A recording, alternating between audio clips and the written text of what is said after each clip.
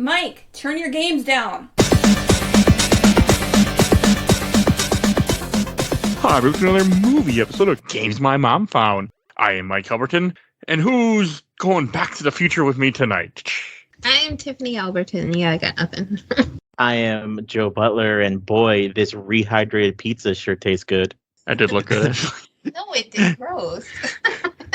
And I'm Bill Tucker from A Gamer Looks at 40, and I left my witty quote back in 1955. I'm sorry. It's back there. Bop, shopaloo bop, whatever. I don't know. That is fair. Happy to be here. So this is another Patreon chosen episode, Patreon voted episode, however I should word that. It was a tie, so you're getting this one first because, well, I wanted to do this one first, and then you'll get Blade Runner 2049 at some point. Soonish, we'll see.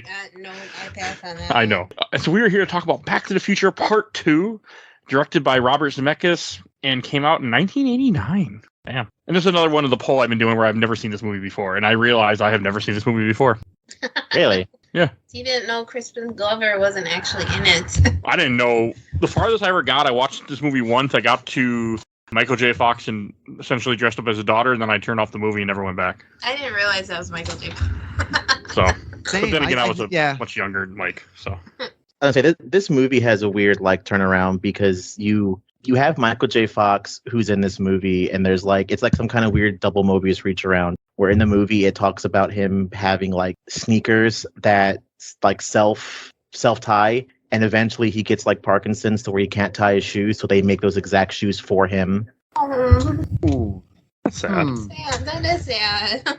Yeah. Wow, way to bring it down. Well, it's nice to think that because he donates a bunch of money to that stuff and he helps people with that. So yeah, so it's at least interesting that from this movie something good went out for people with Parkinson's. Yeah. That's a good point. That's a very good point. Yeah, I didn't realize that was an actual thing that he was able to help kind of not pioneer, I guess, but help bring to fruition. So I didn't realize I that. didn't know that either. You learned something new. Yeah, totally. I didn't know that we didn't have. I figured we'd had those shoes by now, but that makes sense. We've had them for the last maybe 5 years. Maybe. Where's the hoverboard? Yeah, I'm waiting for the jacket, the self-adjusting jacket. Just one size fits all. It just scrunches. It's not a good one. It's a terrible self-fitting jacket. It just goes. It doesn't do much of anything. I could do that. I could just push. I could just push my sleeves up I could just push my sleeves up and tie rubber bands around them. That's not a problem. In this future, totally you don't doable. tie it. You just have your sleeve hanging out for some reason. That's what the cool kids do, and your pants inside out as well. That's what the cool kids did. That was funny. I'm pretty sure I've seen this movie. I was watching it last night, and again, I had this weird feeling of I know it's been, if I have seen it, it's been forever, and it felt like a new viewing for me because I thought I liked it a lot more than I did this watch around. But we'll talk about it. Even though I do like it. I don't. It's forever for me. Yeah, same. So it almost felt like a new watch through for me. So I'm curious what you all thought. Joe, what's your kind of history with the Back to the Future Part 2? So it's a thing is really funny because I was on the last one. I'm on this one. I watched this one before I watched the first one. How is that possible? Sorry. So I don't know how. It's just I think I came home from work one day and I was living with my aunt and uncle, my cousin, and my aunt's a huge fan of the series. And I came home and I think they just started the second one, and I was like, oh, what are you guys doing? Because I think it was a big 3-disc box set Blu-ray kind of thing, and my uncle had just got an 80-inch Blu-ray TV. And I think this is when pop figurines were just becoming really, really big. So the Blu-ray also came with the DeLorean and a little Marty J. Fly and all that stuff. So I walked in and watched the second one. They're like, oh, did you like that one more than the first one? I was like, I never saw the first one. So we watched the first one after this one, and then I watched the third one. Nice. Okay. Interesting. To be fair, before we started, this is the only one I've ever seen is the third one. Really? So you never even saw the first one? No. How? When we did it for the show, it was the first time I ever sat down. I mean, I've seen parts of that movie. I've seen parts of this movie, but I never saw the whole thing. I know I saw parts of the ending. I saw parts of just random things here and there, but never saw this movie in one sitting or any coherent thing. I mean, it's just that this movie especially, and the third one, I can see the third one maybe, but because the second movie, this one has a lot of references to the third. Clearly they had the third one in the written, and as a matter of fact, they were shooting it at the same. Yeah, they were shooting it basically at the same time almost. Well, the There's reason lots of little references, but man, it's such I've a seen the third load-bearing. It's because my dad was into Western, so he'd watch the third one more often randomly on TV, and I think that's why I've seen that one. This one I haven't really seen. That makes sense. That totally makes sense. Then it's just that the second one. I mean, imagine just getting dropped into the beginning of this movie with no frame of reference as to what's going on. Who's this mad scientist? Why is there a blender attached to a DeLorean and throwing garbage into it? What's happening here? Man, you don't notice the actors change, so it's okay. It's true. It's very true. You won't. You'll never know. You'll never know that I it's liked not. them both. It really wasn't a big change. Well, I like she's not even in the movie. I know. In the first one, she's not in the movie that much. No, neither. True. And yeah. The second one. What are we talking about? The actress that plays Marty's girlfriend. Oh, okay. I didn't know that either. Yeah, in the first movie it's Claudia Wells, and in the second one it's Jennifer Shue. Oh, Elizabeth Shue. Sorry, Elizabeth Shue. Sorry, wrong shoe. I guess. I like Elizabeth. Wrong shoe, different foot. Yes. I have a weird question that falls in the line with the movie. Speaking of actors and such, why in the beginning of the movie does like Doc take off his face and be like, "I'm younger now"? Is it because he actually had a facelift, or? I don't know. It's very strange. I didn't see the difference. No, I didn't either. Because when he first appears in frame, we'll talk about it, but when he first appears, he does look off. Like he looks very makeup-y, and I didn't understand why. That's a really good point. I don't know, Joe. I really don't. It made no real sense to me last night. I'm gonna look it up while we're talking. Hold on. It didn't make sense to me either, so it wasn't just you. I thought it was just a gag. Like, I didn't see much of a difference at all. Like, he didn't look extra wrinkly or extra smooth or anything. No, he just pulled plastic wrap off his face. Yeah.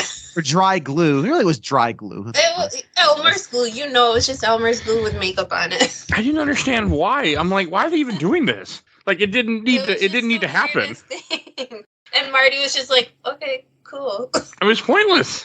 There's no response. He's like, I mean, I felt like maybe it's because it's been. I mean, because this movie came out in '89, where Back to the Future comes out in '85, so maybe. But I mean, I doubt it because nothing else changes really. So I don't know. I didn't get it. It was a very weird concept. Like, why even have this stupid gag in there? Like, you don't need it. He's like, it took 20 years off my life. No, it didn't. I guess that's the joke, I suppose. But it just felt it was a little out of place. I was expecting something to kind of happen. I was also expecting something to happen with Elizabeth Shue. Boy, is she not in this movie either. One main character not in this movie at all. She's unconscious for most of the movie. I told Mike that at the beginning. I don't think he believed I didn't believe you the way it was. Like, first they just throw her in the garbage, and then she's unconscious, and they drop her off on a porch in like a freaking, crime-ridden neighborhood. Like, yeah, she'll be fine. That's it. She's fine. She's fine. She knows what she got into. No, she's not in this future. She ain't from this future. She looks good for her age, though. That part was funny. Evidently, the director and writers wanted to. They kind of regretted the fact that she was in the final shots because they didn't expect to make a second or a third for the first one. But of course, once the first one became a wild success, they decided to make it a trilogy. And then they kind of looked at the ending and said, we kind of. You have to kind of include her, huh? And I guess being late 80s, early 90s people didn't know how to write a woman into a movie, I guess. You coulda. I don't know. Yeah. She could have had a lot of agency in this movie, not just person in car, unconscious, into crime-ridden neighborhood and leave. She could have done a lot of things. I don't know. I mean, but, probably the easiest acting role she's ever had. Also, how do you know she even lived at that house? Because the time has all changed, so that might not even be her house anymore. Wait, that's a good point. It's not Marty. Because they scanned her thumb. Oh, in the future. I'm talking about when they drop her off in 85 again. That's in a random port. Just leave her there. Oh, they don't. But they didn't know. But they didn't go back and get her either. Well, they say that in the movie. They say that there's no point in going back to go get her in Einstein because they're going to change the future anyways. So it'll be fine. Yeah, even though the first movie kind of disregards that because he goes in the past, he messes with things that he doesn't really change. He doesn't change. Which is a big, yeah. No, I was going to say, this movie plays very fast and loose with time travel, as most it does. Movies do. And we'll get to that throughout the looking at of this movie. Yeah, if the first Back to the Future... Yeah, that I liked. Yeah, if the first Back to the Future is like a lean, mean boxer, like a Muhammad Ali, this movie's like a George Foreman. Like, it still hits pretty hard. It's that kind of overstuffed, kind of puffy. He's not this lean, mean fighting machine. The first Back to the Future is almost a perfect movie. I would almost argue to say probably as close to a perfect movie as it gets. The second Back to the Future had no shot to be Jurassic Park, Indiana Jones, right? Yeah, it's up there. Yeah, I mean, yeah, exactly. This, I would say, RoboCop, of course. This movie didn't have a shot to be that good. There's no chance. No. But like you said, Joe, this movie is very stuffed with stuff, and all the time travel-y stuff, they just talk real fast past it. Doc is here to say science things as fast as possible so they sound good, but when you slow it down to half speed, yeah, makes no sense whatsoever. But that's okay, because we're not here for hard-hitting science fiction. We're here to watch a bunch of our heroes get shot at by mobs and watch domestic violence and alcoholism and all these fun things that are in our fun late 80s, early 90s movie. We'll discuss it. So, yeah. Your name with that horrible blue plate chest. It was awful for you. Too much RuPaul for you. Shut up. It was a plate chest. Or a chest plate. Yeah, no, I know. It was a chest plate. And it was bad, but yeah. It was bad. I mean, just even the way that this movie is, the fact that it picks up immediately after the first movie ends. Like, you know, they had to reshoot. We talked about this, I think, in the last episode too. They had to reshoot the entire ending because different actors, and like then having Biff, the whole thing about Biff sees the car, and then Biff remembers 30 years later or 40 years later, whatever it is, the car is still there. He remembers what happened with the car. He's like, oh, that happened before. Mm-hmm. Why couldn't Biff had dementia? Like, Jeez, I don't know. I thought he was just dumb. But yeah, no. Yep. Oh man, Also, teenage like, but the actor, I made a comment that the actor did a really good job at playing all his parts and all his relatives. he did, yeah. Biff did. I was gonna say, oh man, teenage heartthrob Michael J. Fox, you sure look like you got older between two movies. Yeah, really. Yeah. Yeah. Boy, oh boy. Boy, oh boy. I mean, that's 4 years passed, so there's that too. And you age quick sometimes. Sometimes. He was super young, wasn't he? Yeah. Does he have when did he find out he had Parkinson's? I think that was later, right? Ooh, yeah, it's not till later. You don't start developing Parkinson's. It wasn't early either, so I want to say maybe like in his 30s or 40s. Okay. Yeah. I just couldn't remember, but it was just a very strange opening. And it was very, I mean, I knew it was coming because we talked about it last time, so I wasn't, but I was still just like, this is just weird to me. Because I also didn't realize this movie was called Part 2 until we watched it last night. I always thought it was just 2. I never realized it's Part 2, Part 3, because it's pretty much just one long, like, boom, boom, boom, boom, not like a normal trilogy, like, years pass in between this movie, you know? No, they pick up where they left off. It's weird like that. I want to watch 3 really bad now. I haven't seen that forever. Well, I can make that happen, so Okay. we'll see. And then when we're back in a little bit, right? And then when we're done with 3, we can play the video game that's also canon. Is that the Telltale game? Yeah. Yep. Yeah. That is canon? Oh, wow. Okay. It's canon. It takes place. I'll do that. Yeah, it takes place right after the third movie. Something about I think someone's daughter, and I don't know who it is, but the twist I heard is pretty good too. But I've heard good things from it. So I have it. Down for that. I'd It's watch it. I'd over play there. Telltale game. Nice. PS3. You can't buy it digitally anymore, I don't think. Does it for- really, that's weird. I don't think it's digital anymore. I think you have to. Oh, I have to play it down here? Yes. Son of a bitch. Okay. Anyway, sorry. But it was just like, and then the one thing I always bring up, the title screen is right after this part too. So God, Yes, always it mention is. when the title screen comes. Yes, it is. Very good. Very good. That's a me and Bill thing at this point. What? Sure is. You always have to talk about where the title screen comes up in a movie because Right. Marvel movies like to put it near the end later on because you know what you're getting yourself into. So that's become a thing with me and Bill. Yep. There's an inside joke explained for my wife and anyone. Our tried and true tradition of pointing out when title screens are.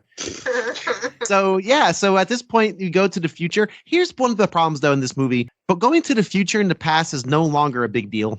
You know, in the first movie, there's so much build up to the DeLorean coming out and just all the setup. It takes its time. And again, that's why Back to the Future 1 is a perfect movie because the pacing is perfect. It's just perfectly paced movie. Back to the Future 2 is not a perfectly paced movie. This thing just moves at 88 miles per hour the entire time. You can just reach in a garbage can and fuel the car. Like you don't need plutonium and get shot by guys giving you plutonium or whatever.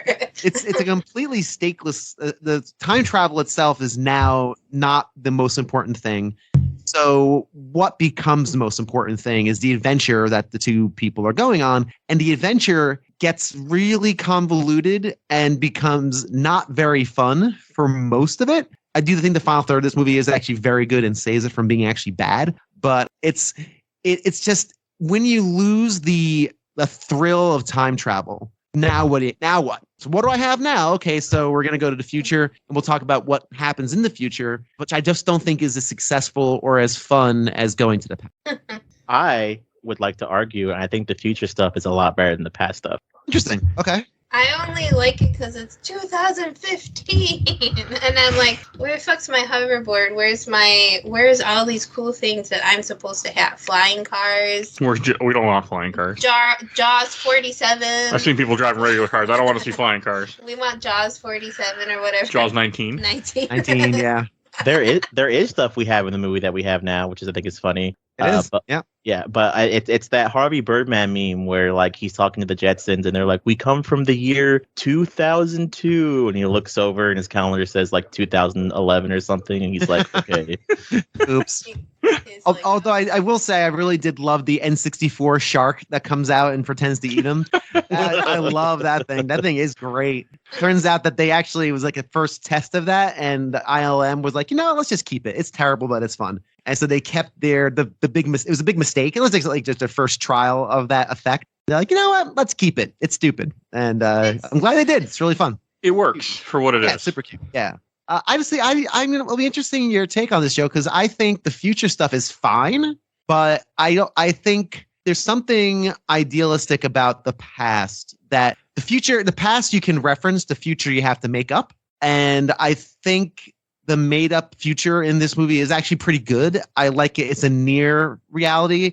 The directors did say they didn't want to make like a Blade Runner movie where everything's dystopian future. They wanted to make it bright and fun, which I'm glad they did. The abstraction is good because it's just different fashions, tech that's already melded well within the real world. The cars are different and kind of hover and fly. So I think the way they portrayed this future is really good. I really had a hard time wrapping my head around or enjoying the Biff gang, because he is so over the top. It's so Yes.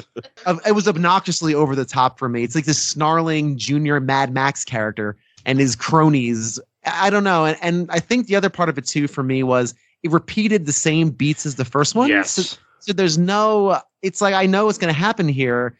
I was waiting for a pile of space manure to for him to run into. I was like, oh, are we going to get the manure again? Because it is very similar to the scene in the first one with Marty's dad. Yeah, and Biff. they even have Biff say, "I think I've seen this before." Yeah, it's repeated beats, and I understand what they're trying to do. They're trying to link up. But I don't know. I think it would have been better served if it was just, again, a new adventure that didn't hinge so much on the first one. But Joe, why do you like it so much? What about it works for you? Well, one thing that I like to bring up that I think is terrifying, and I always think we should watch. I always feel like we should watch a certain set of future movies every 5 years to compare them to the current time, because there's a very nice moment where Marty walks into the 80s cafe and there are AI generated servers serving you food, and it's like, oh yeah, this is going to be a thing in like the next 2 or 3 years. Yeah, yeah, It's getting there. It's getting there. But I feel like if you already went to the past, now you're in the future, you probably should have just stayed there and ended up writing it to where maybe like the rest of the movie is them either trying to chase Biff. Because I think the weird part in the future section of the movie is Biff just magically learns how to drive the car and he knows how to work it. That's a very good point. Yeah, that one actually pretty interesting. Yeah, that's good. And you probably could have had it to where the first half of the movie is them in the future, and then the second half of the movie is, instead of it being in this, was it the 50s? Yeah, the 50s. Yeah, it's the just 50s, like the first movie. Yeah, instead of it being in the 50s where they're trying to chase Biff, they should have found it to where, I don't know, maybe Biff tries to give himself the almanac in the 80s or something, just to make it a little bit more coherent. But I just think it's weird to go back to. That'd be like if in the third movie, which I think we've all seen, like in the third movie, they're in the Wild West, and then the second half is them going back to the 60s again. Like, it'd be really weird. Yeah, I mean, I didn't like the fact that this movie takes place so much in 55 again. Because I never saw this before, I really thought it was they're in the future for this movie. I didn't realize they're in the future for a little bit of this movie. Then they go back in time, and they retread the first movie again. And the future is just really a rehash of the past. Yeah, and that's my other issue with too, is like, I thought it'd be more interesting. Like, yeah, the skateboard scene. Yeah, you have like scenes that connect. You have him seeing Biff. You have like cool little things like the 80s. I like that 80s cafe. But like it's a baby's game. You have to use your hands. And that is Elijah Wood, by the way. I saw a scene of it. You can tell it's Elijah Wood. Yeah, he has his face still. I was looking at cast. I was like, Elijah Wood's in this movie. Yeah, you can if we watch it again or you watch it on YouTube, you can see like when you see him, you can see it's Elijah Wood.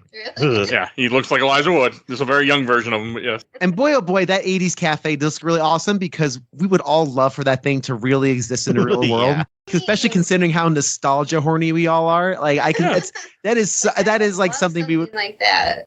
Although I could really do without the Ronald Reagan versus, I don't know, Ayatollah. But again, that's how you can tell it's really like this was filmed in the late 80s because nothing would have. I mean, the only time I've ever seen Reagan anything current was in Call of Duty Black Ops. I don't. And I'll be honest with you, I had no idea who that was until I looked it up 3 seconds ago. It was Ayatollah. I knew it was the Iran leader. I knew that, but I didn't know his name. But I also love history, so I knew exactly who that was. I just assumed like late 80s, early 90s Arab panic, and I figured that was what that was. But I think he's the one that captured that's during Jimmy Carter. I can't remember. Yeah, but I know I've seen him before, and I know he was considered a villain at the time of the U.S. For lack of a better word. So it would fit the timing for this. But I can't remember all the details of who he is. I just know I'm pretty sure he was Iran's leader. My favorite part of the movie is where the kids go, "Oh, you have to play this with your hands. I'm gonna go home and play my Xbox Connect," and that fit perfectly in this movie. I remember I was so excited when Connect came out. I had big hopes for that thing. I have a Connect here, but I'll never use it. I'm telling you that thing's worth a fortune because people use it for VTubing now. You know. Yeah. They use it for what now? What's going on? VTube is like where you make videos, but you're completely an avatar. Like people will show themselves, but they'll be completely like an animal avatar. There's a person Overblood that does it that used to do it when she was a goblin. I've seen those on Twitch. They'll have like an avatar kind of doing the No, Kinect was a really good piece of technology. It just didn't work for what it was. No, it didn't. It's a really good piece of technology though. No, it's just, I mean, him seeing Biff, like the future Biff, I like that, how he's like almost part cyborg. I mean, that was entertaining. But when they did rehash the whole scene, I'm like, I mean, he literally takes a hoverboard from someone that had like a hoverboard scooter, takes off the bottom, makes a skateboard. I'm like, okay, it was cool in the first one. It's not as cool here. Like, it was just a little too much. I like the ending where he tries to give it back to the little girl, and she's like, I have a pit bull now. That was funny. I'm like, yeah, Pitbull. There's some good scenes in here. It just isn't there's not enough future in this movie. I really thought there was going to be a lot more future. I mean, it wasn't for the fact that they bring the girl and pass her out and leave her in the damn garbage. The future would have ended right there. They would have just run right back. Did you see the garbage is also like made up of like condensed CDs and and vinyl and stuff. And vinyls or I thought that was laser funny. discs or whatever. Trying to recycle her, okay? Oh, also a Pepsi is $50 in 2015. That is a fair. Yeah, well, that was one of the big jokes was he hands him here, get a Pepsi. Here's $50, get a Pepsi. It was very good. Yeah, it's cute. All this stuff in the future is good, and I agree with you, Mike. I feel like I was setting up for more future, but that's really all the future you get, except of course when you're in the home, upside down Crispin Glover. That's not Crispin Glover. Yeah, upside down, not Crispin Glover, which I didn't. I was just so confused visually through that whole moment. We'll talk about it as we're kind of bouncing a little bit around, but that's fine. We're not. We're still in the future. We're still in the future. I love the fact that that the biker gang, instead of getting hit by a truckload of manure, which is fun. Aw, that's cute. They smashed through a glass like partition, like a front of a glass facade. Like, wow, that's a big thing. It was a lot more. I mean, the whole idea that they have to go back, they have to go to the future because he needs someone that looks just like Marty's son, so that way he can tell Biff no. Like, I mean, I feel like couldn't he just put him to sleep and have him not go see Biff? Biff goes along with the crime and then gets arrested himself. Like, nah. Are there other ways to change this? Like, take Marty Jr. and just fly off with him somewhere and drop him off and somewhere else, and he was supposed to do that, and he didn't do that because he used too much of the sleeping gas on the girl he didn't predict to be in the car. Yeah. Oh yeah. Doc Brown, what kind of Saturday nights are you expecting when you carry around sleeping gas? Like, a neuralizer. I just happen to have this in my pocket. Oh, the glove box is full of these things. That probably wasn't read the way in '89 is what you're making me think right now.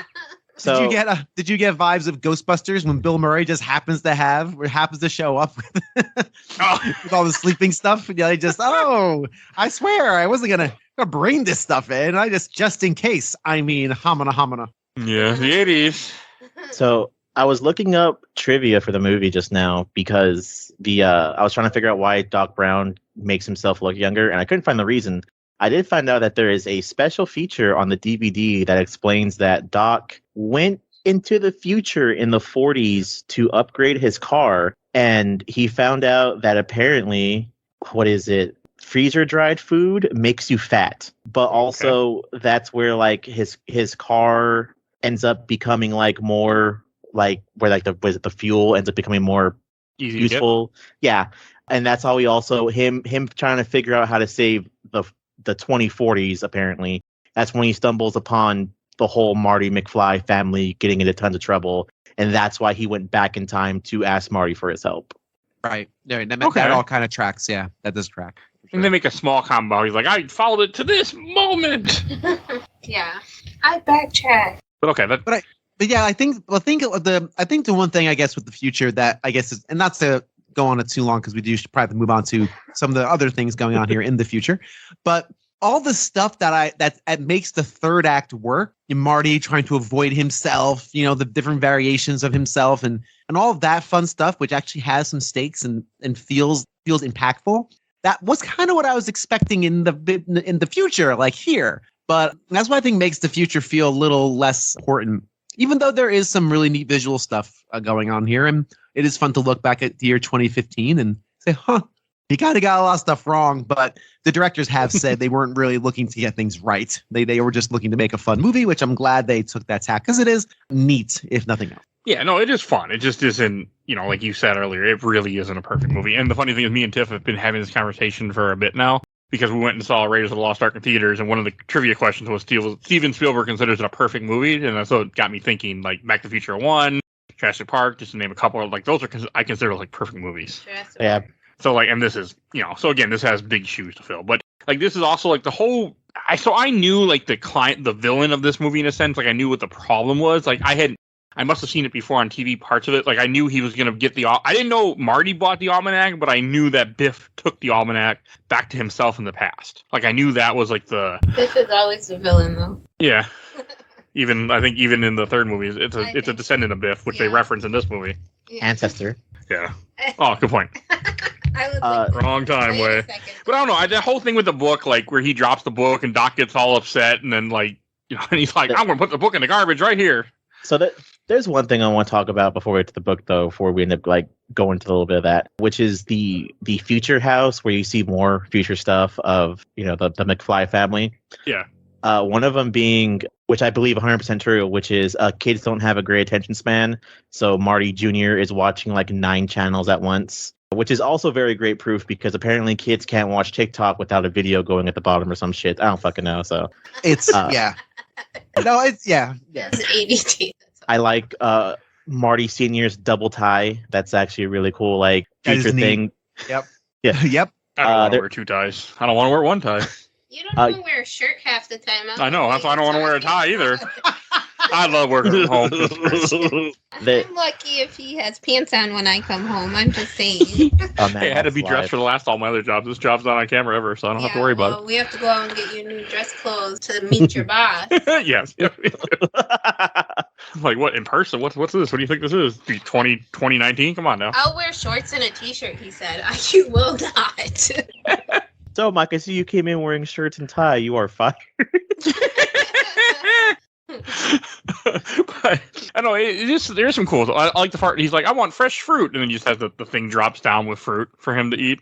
I like that. I like some of the future stuff. I think it's cool. I like the idea of watching. I want to get that in our house. Multiple TVs at once. Like I personally am one that edits and watch TV at the same time and do other things. I have to do multiple things at once. He watches RuPaul with me. Unfortunately, yes. There's a lot of that lately. But here comes my biggest, just kind of one issue, which I think is weird. So we end up going to where they say Marty ruined his life and said that he was like in a big car crash and his family got sued. So that's where all their money went. And he hurt his hand and he can't play guitar.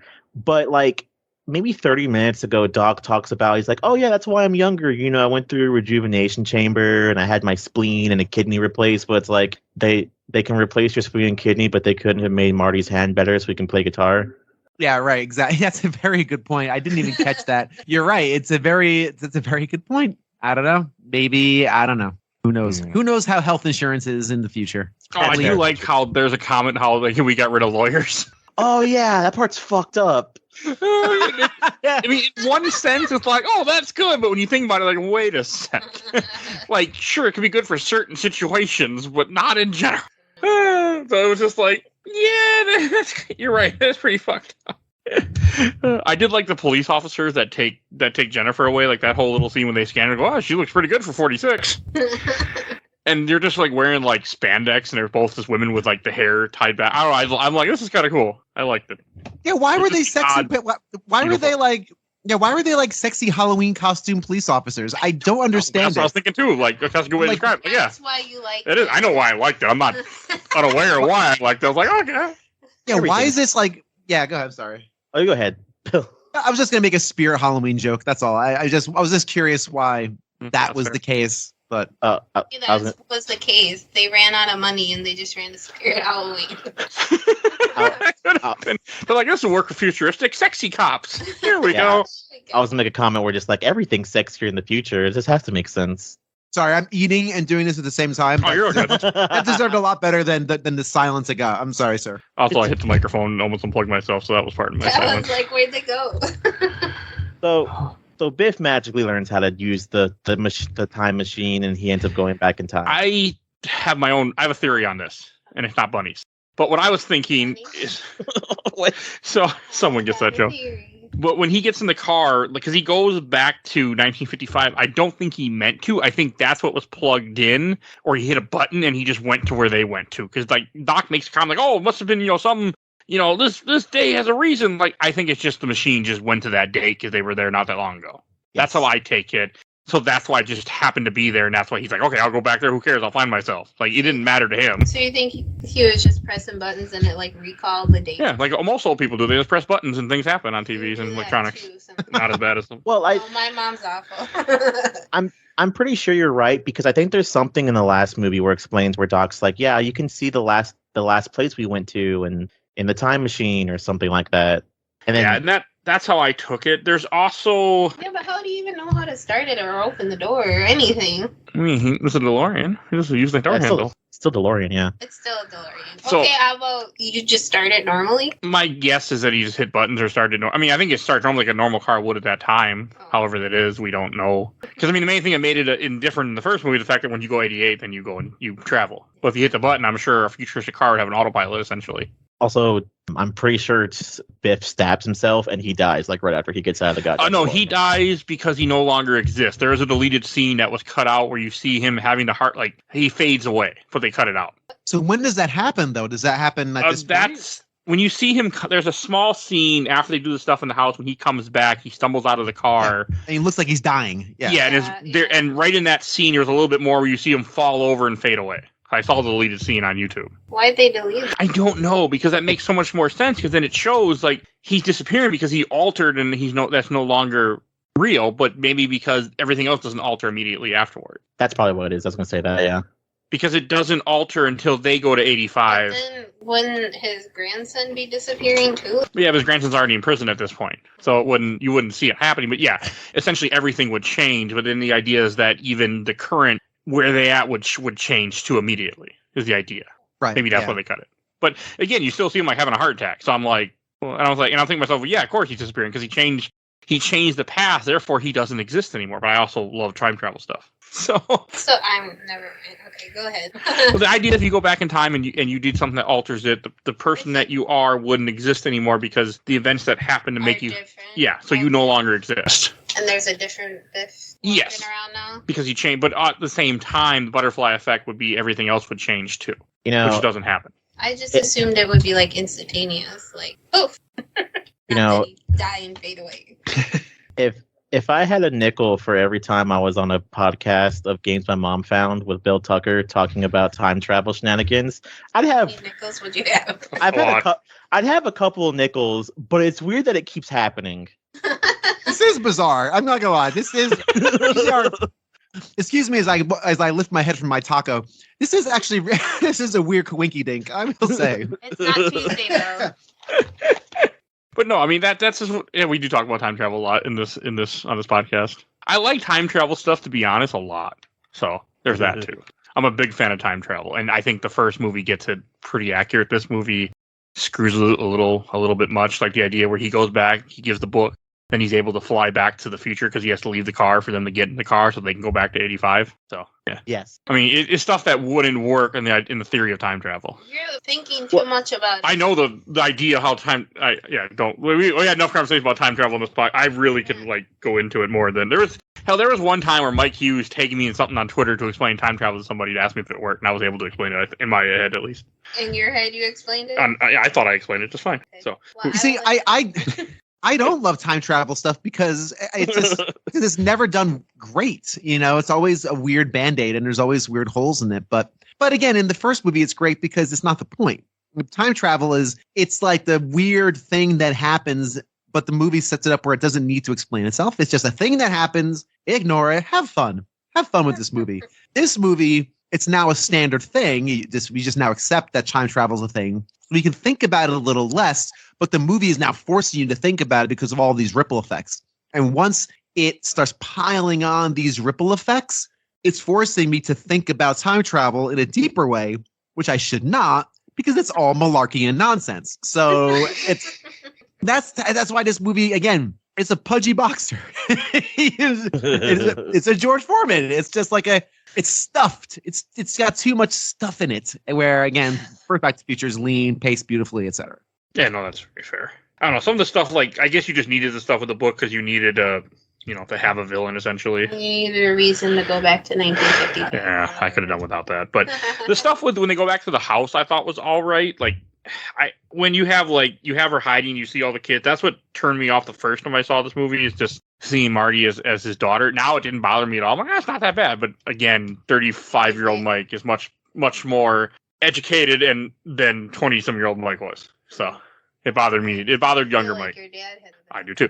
But it bothered younger Mike. But I'm like, okay, that's completely fine. It works. I mean, it was. I would have rather had Elizabeth Shue just to give her more role in this movie, but it works. One of the weird other trivia moments of this movie is the reason why Marty's dad is dead is because the actor who played the dad did not want to do a sequel, so they just killed him. Yeah, that's right. And they made a mold of his face and put it over the actor that's in the distance. He actually sued them for that. That's fucking hilarious. Yeah, and actually now it's part of, again, according to Wikipedia, the font of all knowledge and truth. Evidently, this is now part of the, the Screen Actors Guild, SAG, I don't know, part of the Screen Actors Union where they are not allowed to do that anymore. Because really what you're doing is replacing an actor. I wonder how they feel. They can't do it without consent. So, well, they didn't just replace him; they stole his image. They stole his image, and that's what it was. They made a new Crispin Glover. Yeah, and you are not allowed to do that anymore because of this movie and the precedent set when Crispin Glover sued them. You're not allowed to do that anymore, which is interesting because it makes this weird Uncanny Valley stuff. I'm assuming they have to get the actor's permission to create fake Princess Leia's and stuff, but maybe it's because the estate allows it. I don't know what the loophole is that allows us to have now dead actors appear on screen. I guess maybe the estates are like, yes, I would love $8 million. Please send that to me. That generational income would be fantastic. Thank you so much. Yeah, it probably has to be at least a close relative. So if my grandfather was an actor, I couldn't sue for his likeness. He's dead, so it's, kind of thing. Yeah, but it's not really it's not like public domain anymore. It's still his likeness. I mean, I don't know. It's an interesting So what if question. they used old footage? Would that still be the same thing? No, it's because the footage is owned by the studio. They did use old footage for a bit of Crispin Glover's stuff. That's fine. It's just you the shot close-ups. But he didn't have any close-ups, and Mike was didn't know that Crispin Glover wasn't in here, and he's like, that makes sense why you never see his face. Right. He's always got sunglasses on or something. Yeah, or something. Or his back is towards you. He's hanging upside down. Yeah, it was an interesting little read last night as I was going to bed. It was it's interesting that you can't do that anymore. So Crispin But you Glover. shouldn't have been able to do that in the first place. So whenever I get done with this, I need to remember to link y'all something because I guess someone's gonna be in trouble. There's like the new what is that movie with the pink ladies? Oh, I can't remember what it's called. I know what you're talking about. That's not Scream. The movie with the Grease, new Grease TV show. Yeah, I know what you're talking about. I don't remember what it's called though. One of the actors left mid like production, and I guess there's a scene where he's supposed to come back and like slap a character, but you can tell the guy's face is superimposed on someone else's body, and it's really off-putting. So that brings it up to this, where it's like I don't think they were allowed to get away with that, and I'm wondering to see what the outcome of that is, especially with the writer's strike going on right now. Good That's point. interesting. They who knows? Maybe it's now in contracts and clauses, and maybe they can sign away those rights when they first sign on to the movie. You can use your dumb face for any dumb thing we want to make from this dumb movie, and who knows, right? There might be just clauses in there that said like, yeah, Chris Evans, we own your face for now and the end of time to be Captain America. So your face, as we like, all your face belong to us. There you go. Ba-dum-ps. 2 shows, ladies and gentlemen.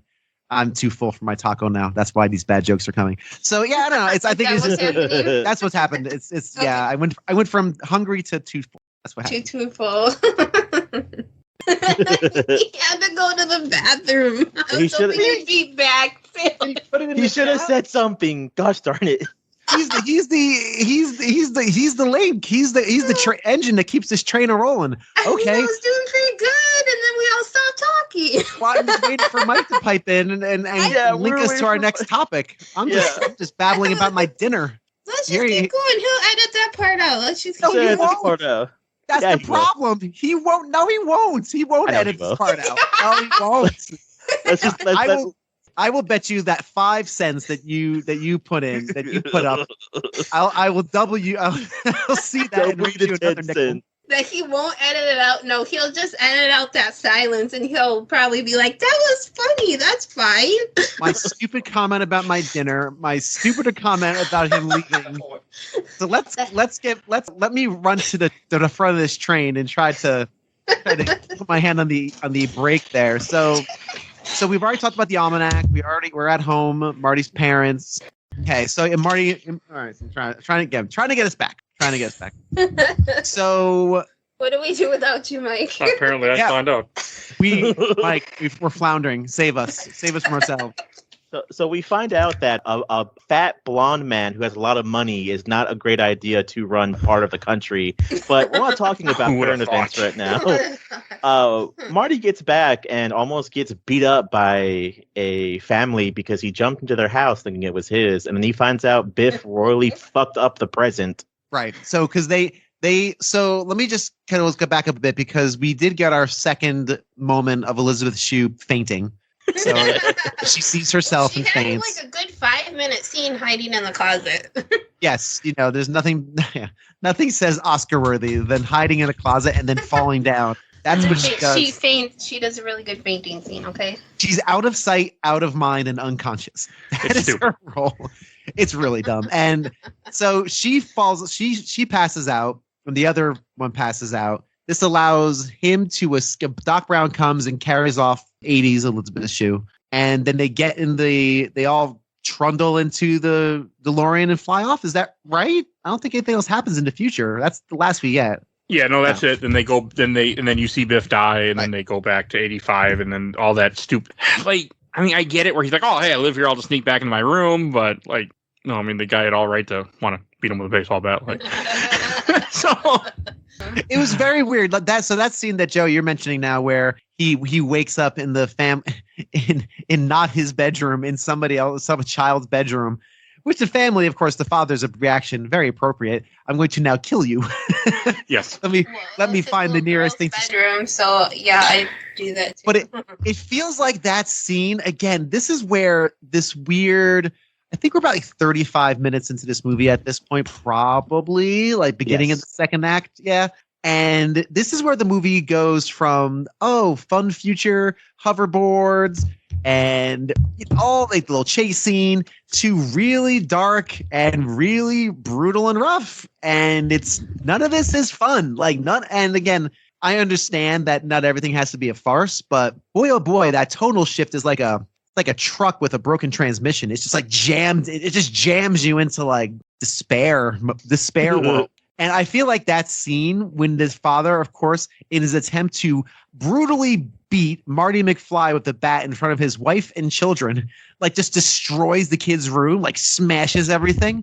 Famously in The Godfather, there's a scene where Connie and Carlo destroys, he gets upset at Connie and he starts throwing things at her. And it's a very violent, uncomfortable scene. It's the last one before Sonny gets shot. And evidently, the studio brought in a violence director because they didn't trust Coppola to direct. Coppola was famously not trusted to direct The Godfather, to the point where for the early parts of it, there was another director watching him direct, so he could just swoop in and do it when they fired Coppola. That's how little they trusted him with this movie. Wow. And they brought in a violence director, or they were going to bring in a violence consultant, because they didn't feel like the studio didn't feel like there was enough violence.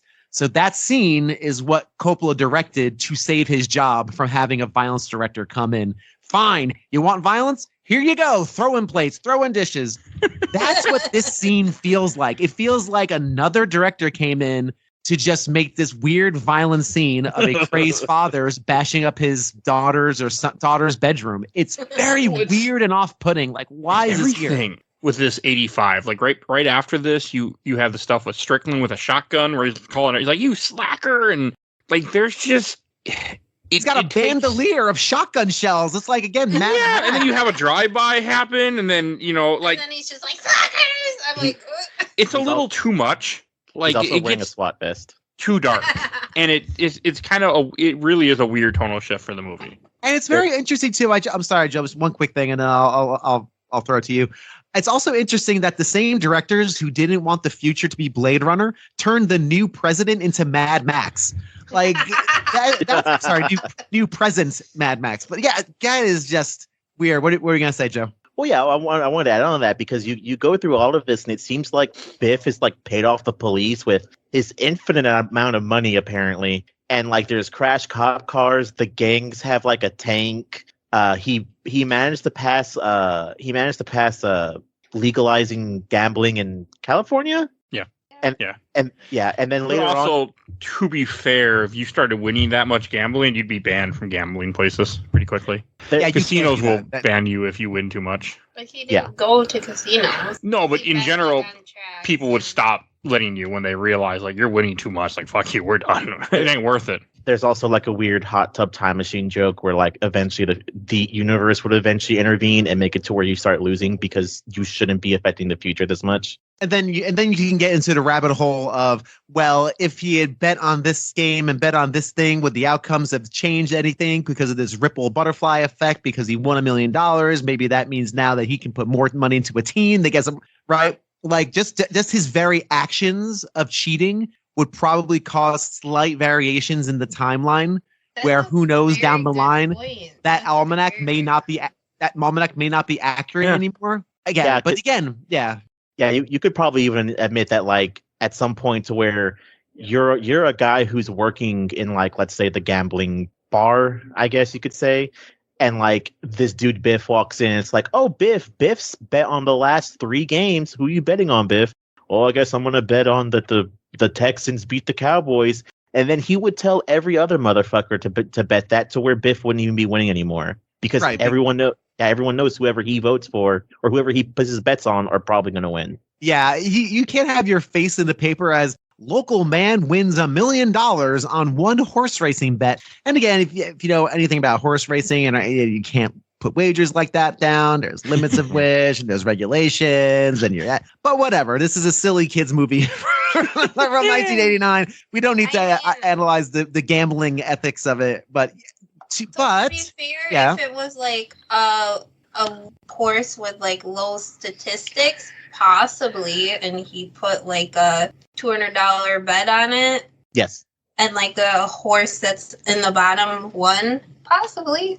Yeah, but the horse at the bottom, like the worst horse at a track. Just very recently, I went to a horse racing track with my brother in New Jersey. My brother has a friend who loves horse racing, so they go to the track often, which I think is just one of the quaintest, most adorable things you can do. That's like so 1930s. Like, hey, let's go to the track together. Yes. Let's go to the track, Mike. Let's go to Churchill Downs. Yes.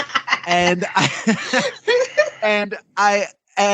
the worst horse, like the worst bag of meat at that track has maybe like a 30-1 chance. So even if you do like $200 on a 30-1, you're getting what, $5,000, I guess. I don't know math. Someone else figure that out. Something like that. Yeah. But like you can't make $1 million wager. No. But again, this is not meant to be realistic. I mean, it's not where to would make. he get that $1 million? Well, I guess you don't have to. You have to give it to them. Though. You start small.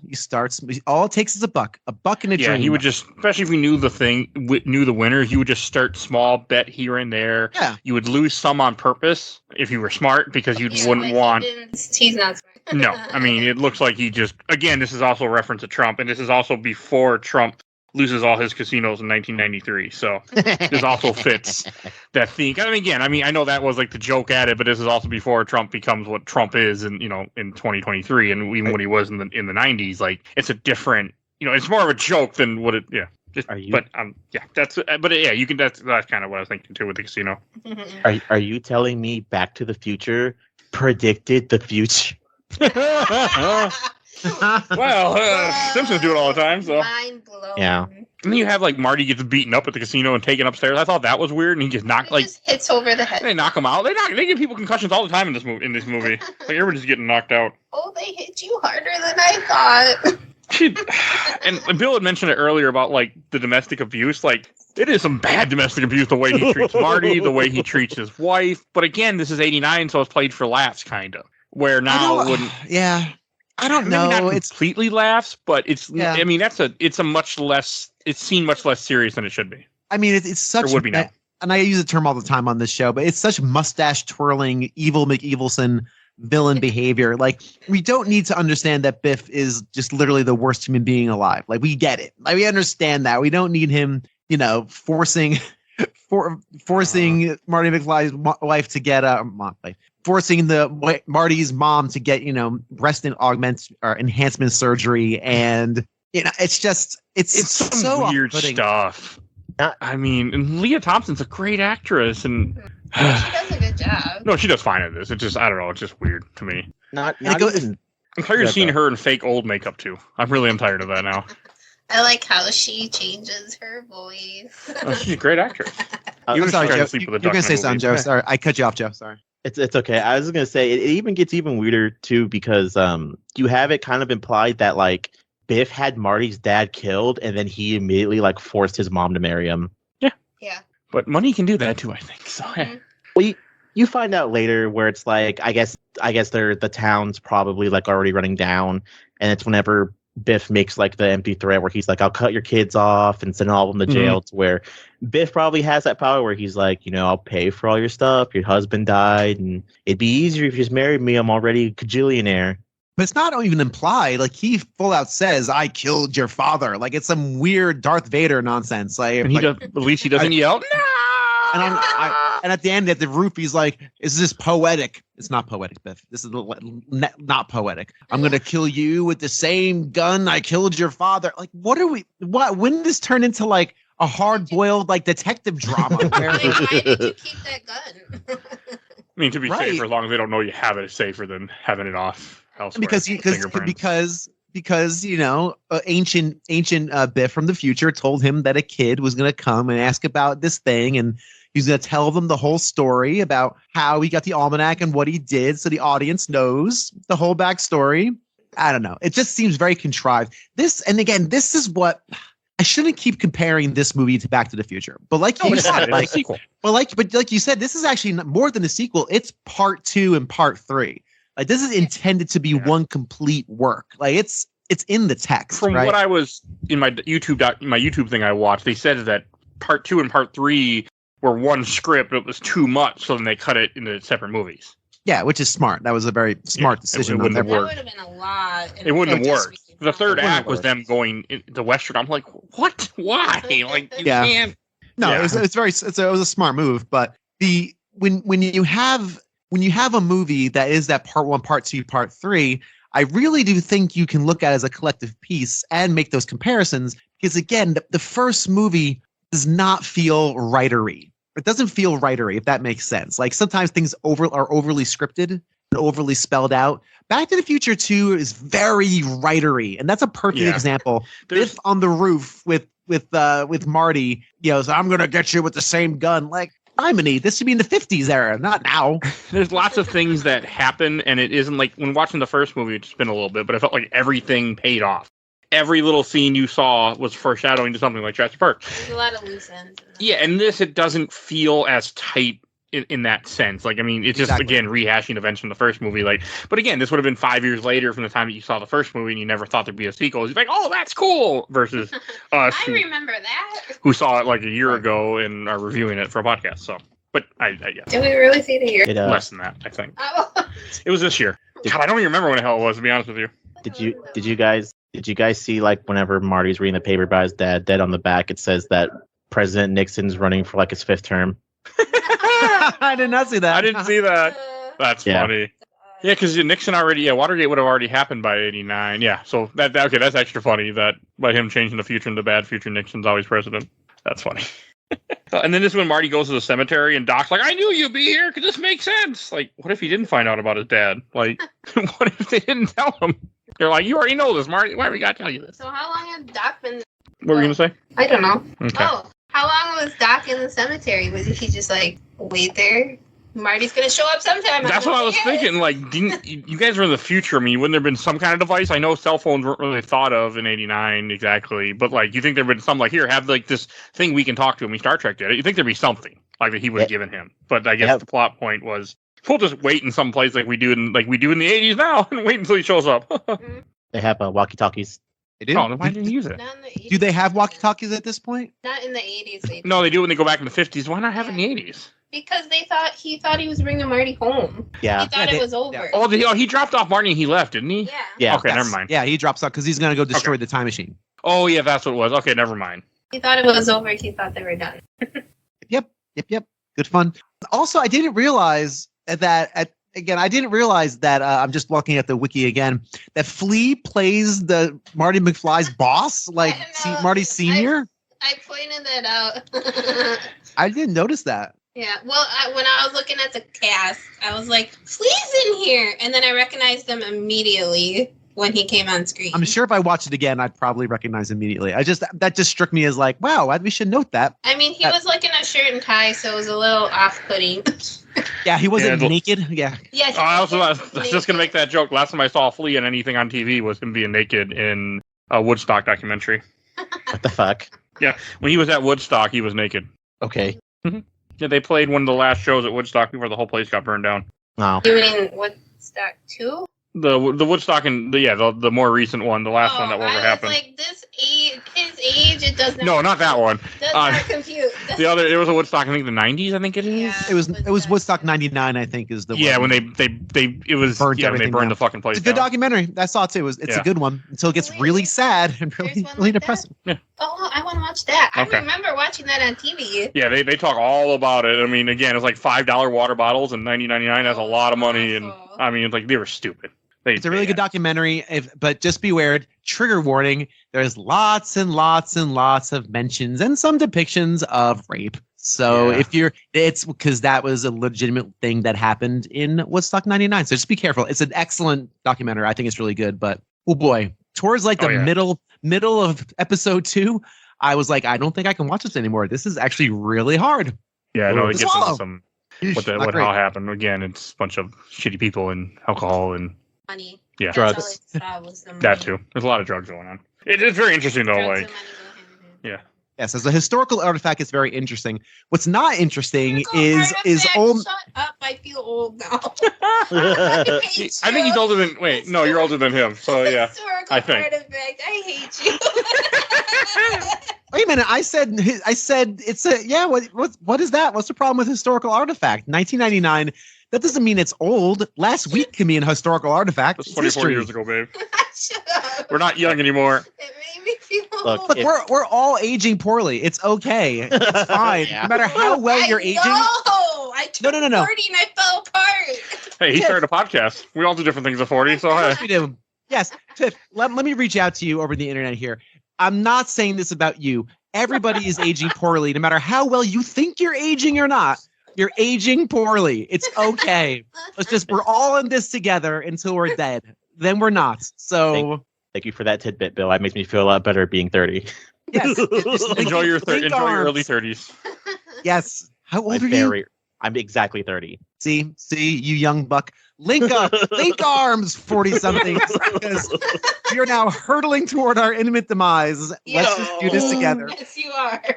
So I like it when he does go back to after he finds out what happened with Biff and the book, and he goes back like the whole thing with the tub, and Biff just in the tub with a couple different women, and it's like the way his attitude changes when Marty says things about the book, and he's like, oh, wait a second, you're not the Marty I think you are.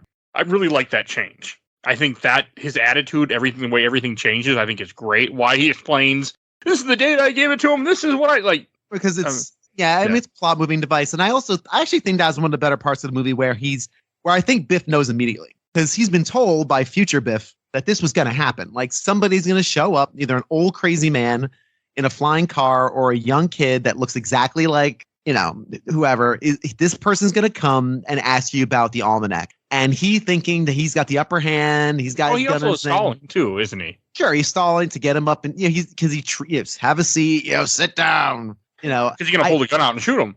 That makes sense. Okay, never mind. I take it back. That makes perfect sense. What better way to lure in somebody by, oh, you got me, and you start telling them everything, and you go and get the gun and shoot them. Exactly. Yeah, you tell them everything they need to know, and then show them where the almanac is in the safe. And then shoot them. I also couldn't help but think, and I don't know why these things come to my brain while I'm trying to watch a movie for a podcast to review the next day. But for some reason, I kept thinking when Biff is in there with the two girls, I kept getting reminded of the pool scene in Scarface when he's sitting in the giant bubble bath.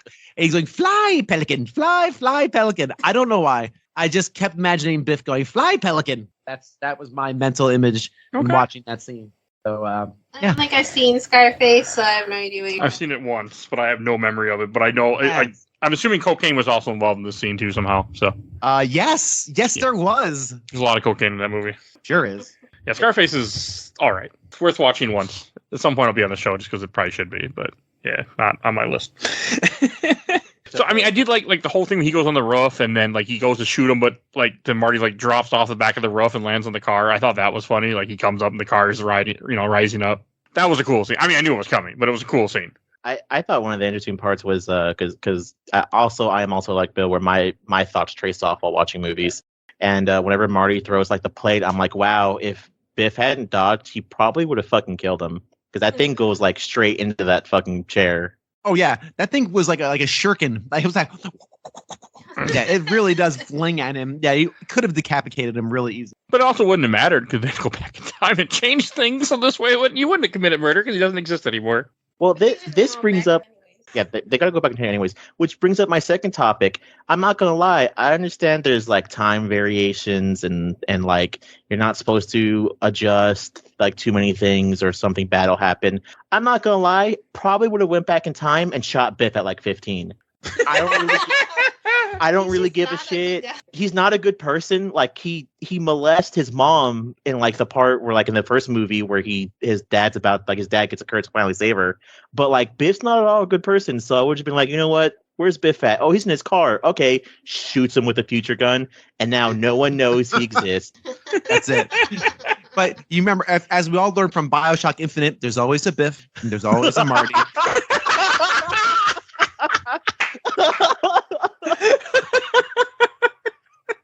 Oh, that was good. That was a good one, Bill. Oh, that's the worst part of it all, because you're right, Bill. Oh, I've got to cut that. Reminder, edit, Mike. Cut that part out, and that's awesome. I mean, not cut it out, but cut it out and put it in a thing. Yeah. Oh, thank you. I was pleased with that one. Oh, man. Normally it's me making all the references, not you, so. I have to do it at least once. Yeah, man. But anyway, so it's... Oh, when they go back in time, and he pulls out that briefcase of money, and he's like, "Oh, what?" And he gives them dollars from each year. Different. I thought that was hilarious. I like that. That was funny. Because again, that would make sense. You would have to have money that wasn't printed after the year you're in, or somebody might go, "What the fuck? Why does this guy just handed me a 20? Like the date is off." I'd be like, "This is play money. You can have." Yeah, I couldn't hand somebody a now $20 bill to somebody in 1985. Like it's completely different. Yeah, the $100 bill is completely different too. Like, yeah. So I don't know. I just really got a kick out of how he had all this different money in a briefcase. I mean, it also kind of like made me think like, okay, did he just like did he travel a bunch of different times? But it finds out he didn't. But like he's prepared because he's Doc, and it makes sense. Mm-hmm. I don't know. It was a part that really made me smile for some reason. I don't know why, but it really made me smile. Oh yeah, because it makes sense. Don. I mean, why he'd have all this different money, like be that prepared? But I guess it does make sense for him because he was planning on traveling, I think, more throughout time before they fucked everything up. Yeah, he was gonna make this was gonna be his retirement. And just traipsing back and forth through time to see all the amazing things that happened. Kind of go Prime Directive style. Don't touch anything. Don't mess with anything. And this was his thing. Like this was his equivalent of like getting an RV and cruising around the country when you're retired. This is what he was going to do this, but he quickly realizes more harm than good comes from it. Hence, should probably destroy this thing and not do this, not tamper with the fabric of time. You guys could live in one decade. What would it be? Star Live in Trek. one decade. Yes, yeah, future. Yeah, future. I want the Very Star good. Trek future from Next Generation. That's what I want. So I'd be fine between like the 90s and the 2000s. no, It's like a good. Yeah. there. I want to go back to before I was born. No, you wouldn't. No, because I don't know. Now, the question is, would I know everything I know now just in that time period, or would I have the Yes, intelligence? you would of the know time? it. If you were able to transport back, you would know everything. I'd be terribly bored in the 50s and 60s. Oh yeah, Terribly. most definitely. No, I'd be I like, think I'd have to go to damn the it. 90s then. I Where the think. hell Hey, is my cell phone? If all of a sudden I got frozen and I woke up like in Star Trek in like 2500, and they're like, "Yeah, we got spaceships now. We got rid of money. We got we got rid of That'd be this." awesome. And I'd be like, well, I wouldn't be like and there's a Next Generation. The guy's like, "Oh man, but all my money." I'd be like, "That's fucking great. Can I play? Are video games still around?" I mean, that's all I would care about. Like, Are My- video games still around? not. I mean, they have the holodeck, but that's it. Holodeck, yeah. Yeah, Like, they if have a their own holodeck. version of stuff. Oh, God. I can replicate any food I want ever. Who cares? But it's not quite as good as the That's real what thing. I want. Be like, Awesome. "Can I get a chocolate sundae?" My luck, real quick for Giotto. My luck is I'll end up like discovered by the Romulans and then just sent to like the dilithium mines or something. Like I would not end up on Voyager. Janeway would not be smiling at me. Hello there, Earthling don't wanna from the be year in 20. No, Delta Quadrant anyway, because it wouldn't be a very good time. You want to be where the Federation is, because there aren't that many threats for the most part. no, I would end up on the fourth moon of Clavgos or whatever. I don't know. Joe, you were gonna say something before I. Yeah, I have no idea what you guys are talking about. That's okay. I was gonna make a joke of I might recommend the episode of South Park where Cartman can't wait 2 weeks for the Nintendo Wii, so he ends up freezing himself and waking up in like the future. But the future is there's a war between otters and people over which religion is right, and it's just not even religion; it's just atheism. To which atheist is right, but like Cartman couldn't give two shits, and he's like, "But I want to play Nintendo Wii," and there's like nothing there to hook up a Nintendo Wii to, so he's just like royally pissed off. But Speaking of speaking of being pissed off, though, we go to the past where an older Biff and a separate Marty are watching him kind of like waddle around, and even now Biff saying, "Hey, thank you for fixing my car. How much is it?" That'll be $300. $300 in the 50 is like a down payment for a house back then. That is a lot of fucking Yeah, money. it is. Yeah, it is. I once did the math. I think when we covered the first step, when we did the first one, I did the math, like what it was, and it is not cheap. Yeah. Like, cleaning up a car from manure could not possibly been that much. I mean, it wasn't cheap. I can tell you shortly what it is in today's money if I can get my thing to work. They Yeah. do while I'm complaining about this. They might have had to like rip all the seats out because when he's going back and forth with the guy, he's talking about how like there was no way to get the smell out, so they had to do something. And I'm assuming they probably had to like completely reupholster the entire fucking car. Buy a new car That's what I at thought. that point. $3,395.85. Just buy a new car at a that new point. car. He could have bought a new car for that. Yes, in 55. Yes, I'm pretty sure. He probably could have bought 2 new cars for that. So yeah, no. I mean, again, and then you also have Biff being a jerk, or more than a jerk, being another, potential rapist, where he's trying to lift up the skirt of Lorraine again. Oh God, it's That scene made me mad. Yeah. One day you'll learn. One day you'll learn. You're gonna be my gal. Lorraine. Oh, that's Okay, if you're shopping for a new car in 55, the number was approximately $3,000. Wow. You could have bought a new Well, car. $3,000 in that time money. Yeah. Not Still. our money. Yeah. Still. Still. That's. You could have bought a He new spent car. $300, so. Oh, I see. And a house was $9,100, so he's not that in 1955. So you're not that far off, Joe. Oh, okay. So yeah, that's pretty bad. The average income was $4,000, $137. So yeah, that's a lot of money. Yeah. No matter how you look. But no, I mean it's just like they just keep making Biff such a piece of shit. Like that whole, and then him running in the street, like you guys were just saying, it was like. But to be fair, not defending Biff, but that was also the 60s where it was, oh yeah, come marry me, honey, and then you can make me dinner every night while I beat you and drink a cup of scotch. So I mean you're not wrong, unfortunately. And make you get breast implants, apparently. That's in the future. That would, yes, that's future misogyny. This is This is the past. past misogyny. yes. Yeah, because nothing gets a gal into you than saying you will be mine, like you're Skeletor or something. Like, literally trying to molest her in public because that's super sexy. I mean, at least it's the villain doing it, so like, oh, it's bad. They're not being like, oh, look at our hero. He's a charmer, you know. Well, Yeah. in the first movie, he was a peeping Tom, to be fair. So Okay. He was also really on the fence about dating his mom. So I think I just want to watch her. I don't actually want to be next to her. Like, great. He was really torn. And then when you have Biff meet old Biff, like I thought that was funny how they kind of talk the same. Like I thought that was kind of funny. Doesn't he get mad at him for getting a metaphor wrong or something? yes. Okay, that was funny too. He's like, make like a tree and leave. He's like, it's a leaf, you idiot. I got a tree. He said, make like a chief and get out of here. Oh yeah, that's what it was. Yeah, it was funny. be He's like, you fucking dumbass. It's okay, Mike. I'm here to. He watched the movie a long time ago, a whole 2 days, A whole 2 days ago. Wow. long time ago.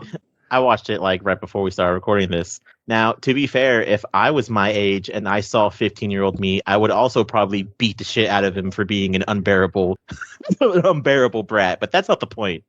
I mean, that's fair. 15-year-old Mike wasn't the best either. So No, I'd probably beat 15-year-old Mike for you. Because you sound like an asshole. he was, still is at times, but yes, he was. Yeah, he still is at times. Don't worry. But more logical about it.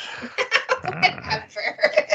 But And then you have Marty, ends up hiding in the car. I like this where he jumps in the back of the car and then they throw the oil or what paint cans or whatever the hell it was they throw it on him. I thought that was funny. Ooh, I feel like he would have got knocked out.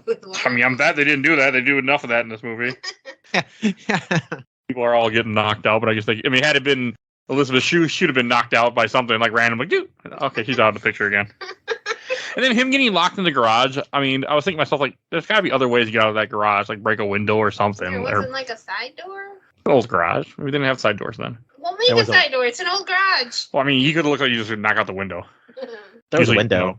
Windows aren't locked aren't locked from the outside for you to keep you in. They're to keep you out. Those garage door windows usually don't open, maybe. Okay.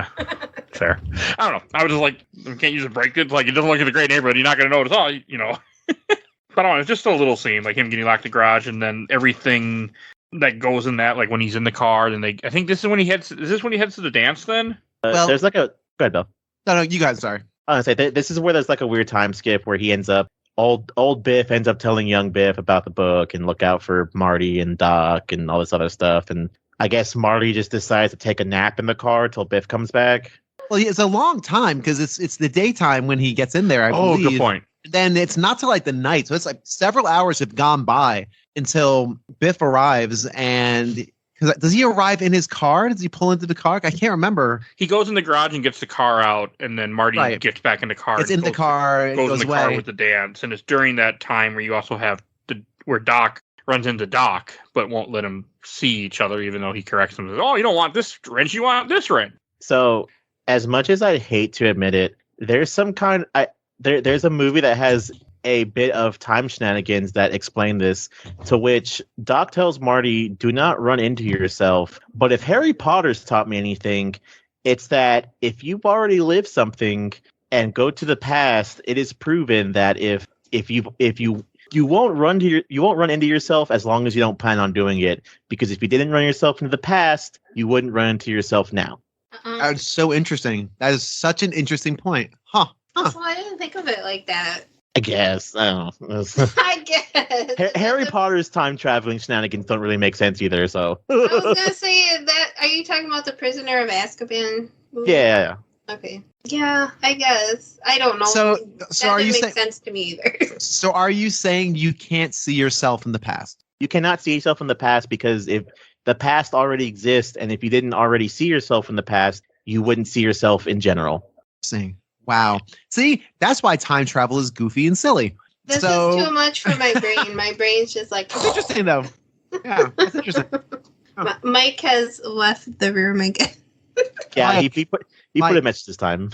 Okay, he's like, you guys just do this yourself. So I found it was funny because in this movie they use it was at the time a very revolutionary technique for a lot of these shots where there's the two actors playing the different roles at the same time. Boy, is it fantastic. And we should actually just take this moment to talk about the effects in general. We really haven't. The effects in this movie, by and large, hold up really well, especially the vehicular effects, the flying car, the car setting down slowly, and then Doc jumping out right away. Like, that stuff's beautiful and seamless. Like, it's really fantastic from an effects perspective. The makeup, HD TV doesn't really do much. 4K doesn't help some of these things, but from a effect standpoint, it's fantastic.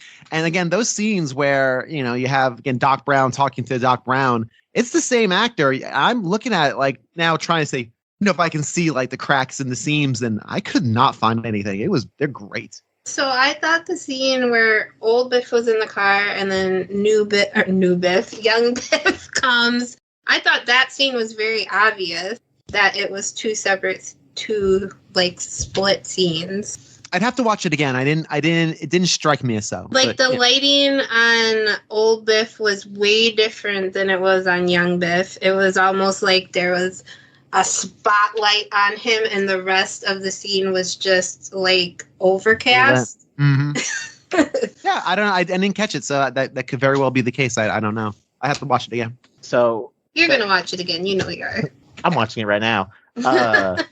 I think the part with both of them are fine. The one with Doc and the one with Biff. The one that's we're not there yet, but I want to make fun of it real quick. The part later on where like Marty's up in the top of the roof or whatever on the stage while he's playing the show is super obvious. Like, it's ridiculous. It's my wife actually comments. She's like, "Ooh, that hasn't aged well." Yeah, that's not. No. But I think it's the way they shot it is because they like they either green screened Marty at the top or they green screened him at the bottom.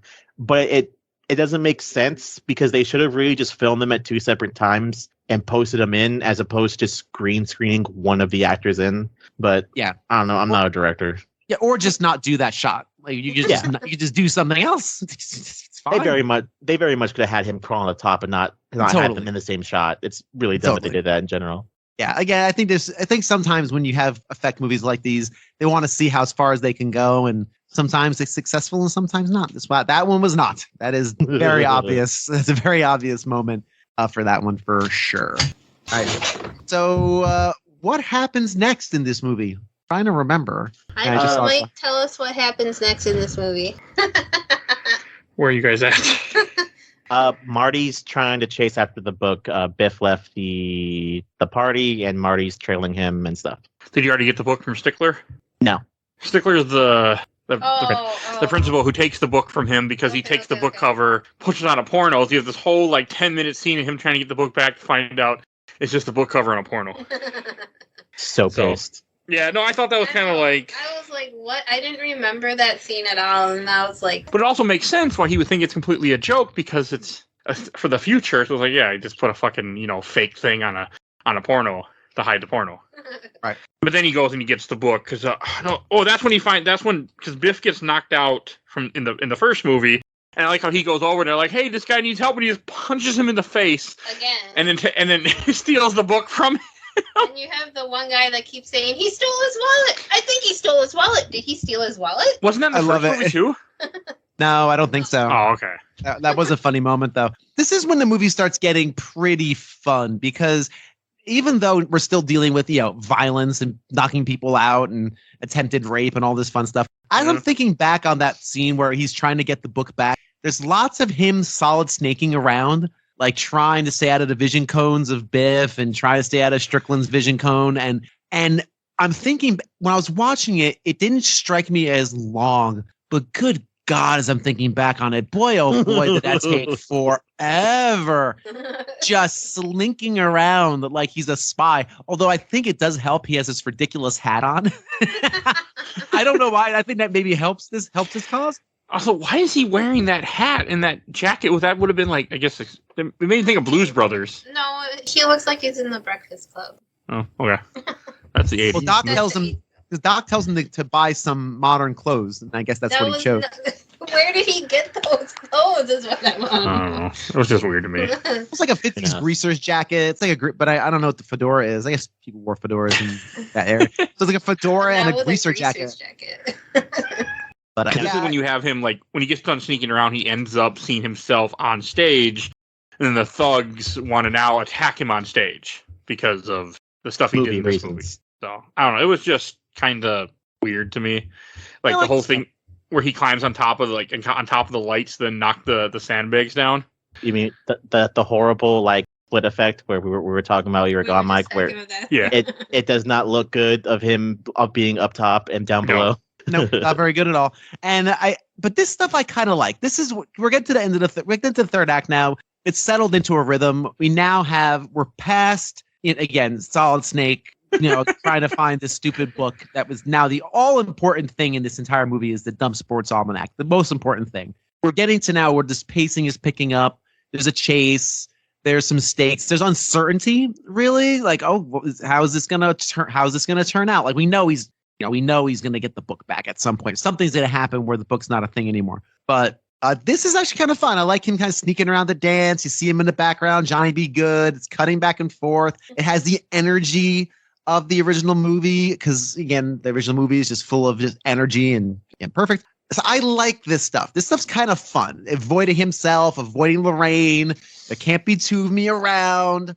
All this stuff is actually really fun for me. I dig this. And then like right after this, he gets hit in the face by the door by himself. Yeah, that was funny. That's funny. That's the end. It's very clever use of the things that had passed. Yeah, I think this is when it's like, wait, what?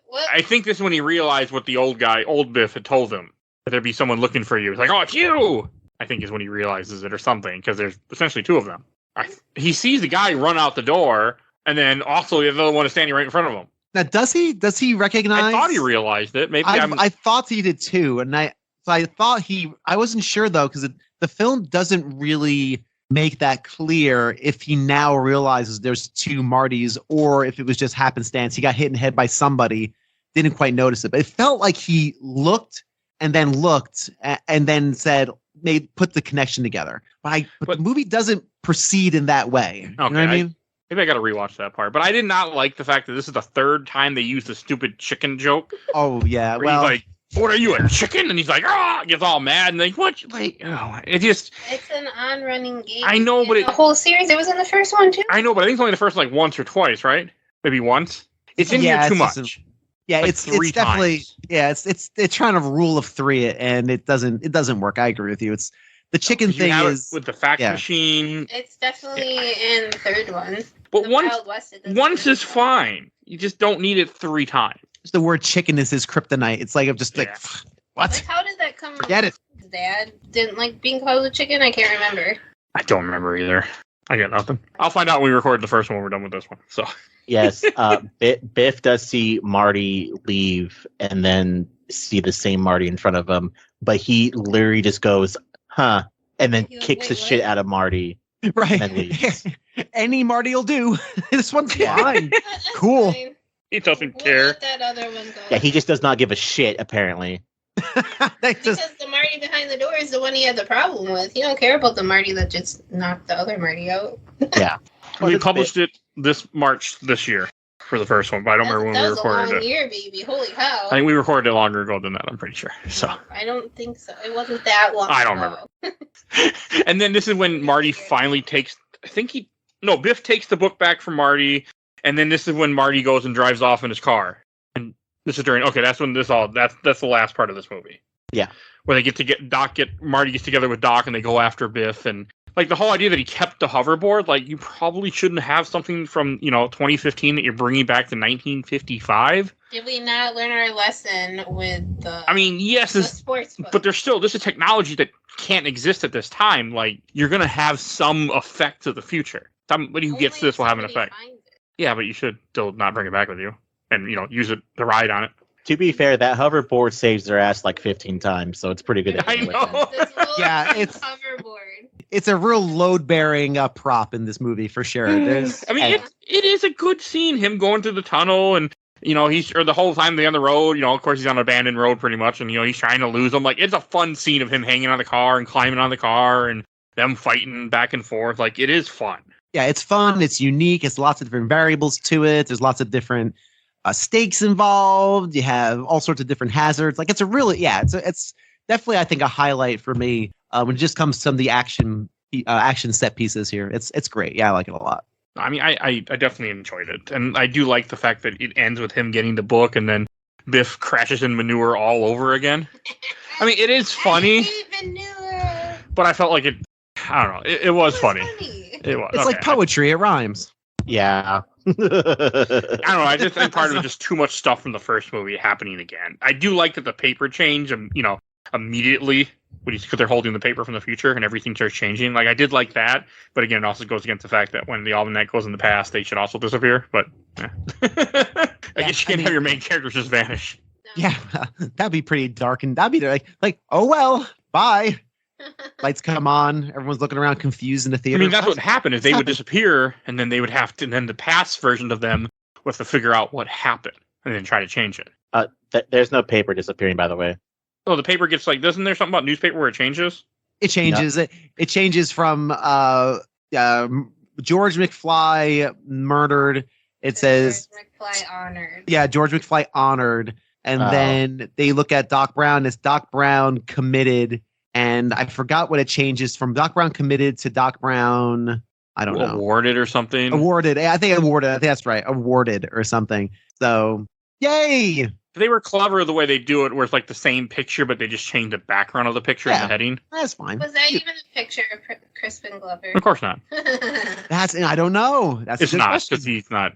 I don't think so. I mean, they could have gotten a picture of him anywhere. They used little clips from the first. And I don't know if you guys mentioned it when I walked away, but because of the lawsuit he did, it changed the. Yeah, we talked about that. It changed everything with that. And this is when the car, Doc just goes in the car because Marty's not in, and the car gets hit by lightning, and you think blows up, which is kind of a really random, it wasn't what I expected to happen.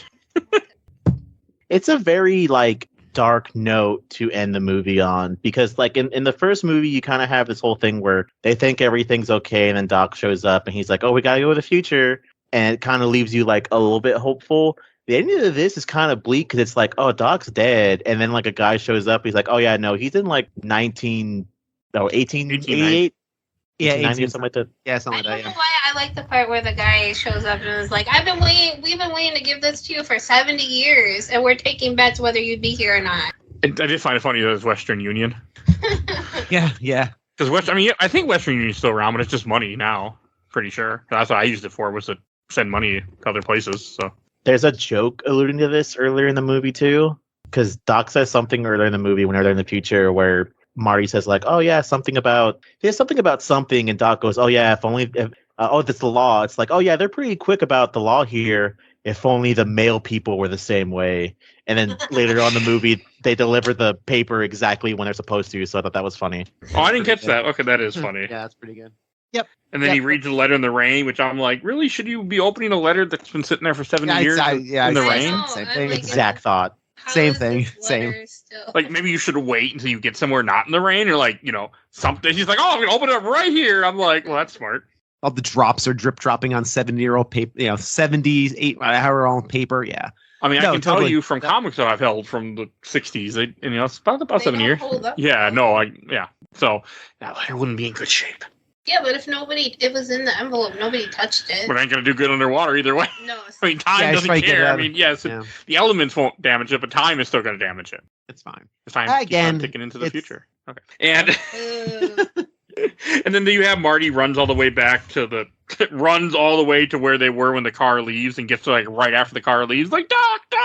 And Doc faints. I thought that was kind of like, okay. I was very confused why he runs to the dock, and I guess that's why they had to do the trailer for 3, because the documentary I was watching said it ended like that at first.